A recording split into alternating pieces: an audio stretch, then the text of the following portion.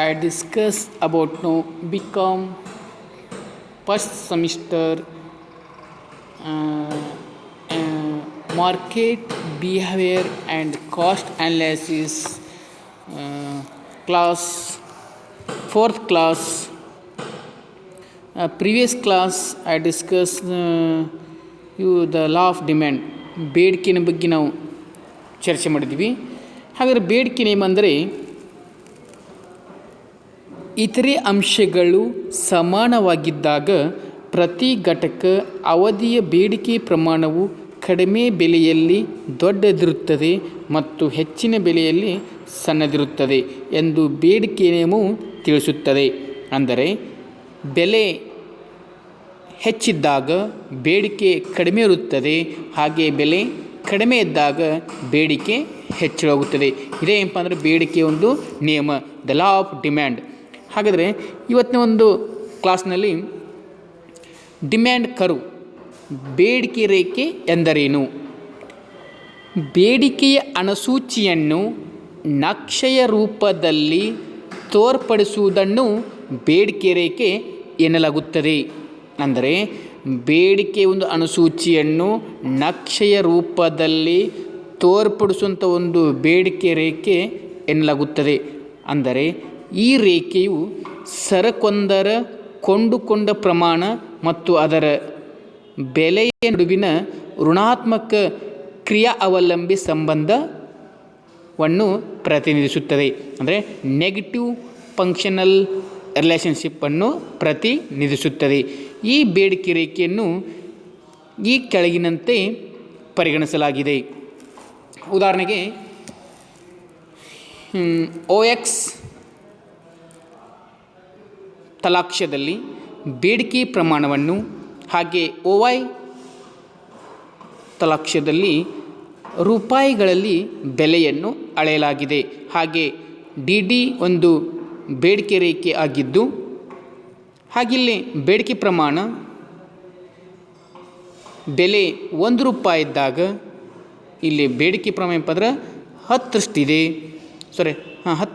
ಬೇಡಿಕೆ 1 ರೂಪಾಯಿ ಇದ್ದಾಗ ಬೇಡಿಕೆ ಇಲ್ಲಿ ಬೆಲೆ ಹೆಚ್ಚಳವಾದಂತೆ ಇಲ್ಲಿ ಬೇಡಿಕೆ ಕಡಿಮೆ ಇದೆ. ಹಾಗೆ ಬೆಲೆ 6 ರೂಪಾಯಿ ಇದ್ದಾಗ ಬೆಲೆ 6 ರೂಪಾಯಿ ಇದ್ದಾಗ ಇಲ್ಲೇನಪ್ಪ ಅಂದ್ರೆ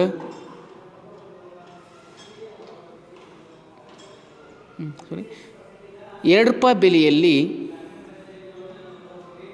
5 ರೂಪಾಯಿ ಬೆಲೆಯಲ್ಲಿ ಡಿಮ್ಯಾಂಡ್ 2 ಇದೆ. ಹಾಗೆ ಬೆಲೆ 4 ರೂಪಾಯಿ ಆದಾಗ ಬೇಡಿಕೆ ಫ್ರಮ್ 4 ಅಷ್ಟಿದೆ.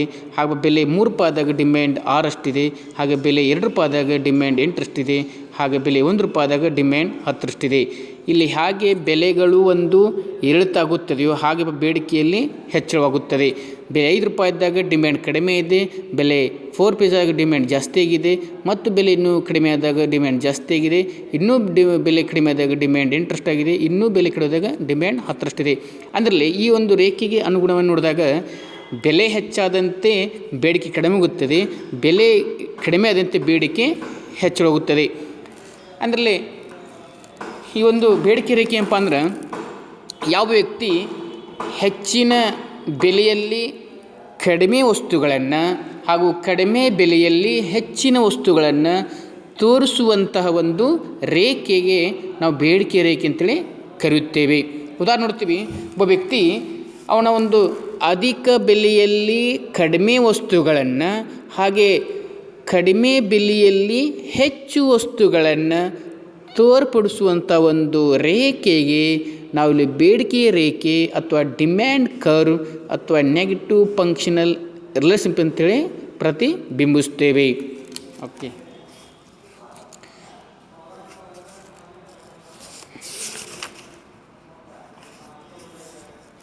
ಹಾಗಿಲ್ಲೇ ಒಂದು ನಿರ್ದಿಷ್ಟ ಅವಧಿಯಲ್ಲಿ ಒಬ್ಬ ಗ್ರಾಹಕ ಅಥವಾ ಒಬ್ಬ ಅನುಭೋಗಿ ವಿವಿಧ ಬೆಲೆಗಳಲ್ಲಿ ಕೊಂಡುಕೊಳ್ಳುವ ವಸ್ತುವಿನ ಪ್ರಮಾಣಗಳನ್ನು ಪ್ರತಿನಿಧಿಸುವ ಪಟ್ಟಿಗೆ ವೈಯಕ್ತಿಕ ಬೇಡಿಕೆ ಎಂದು ಕರೆಯುತ್ತೇವೆ.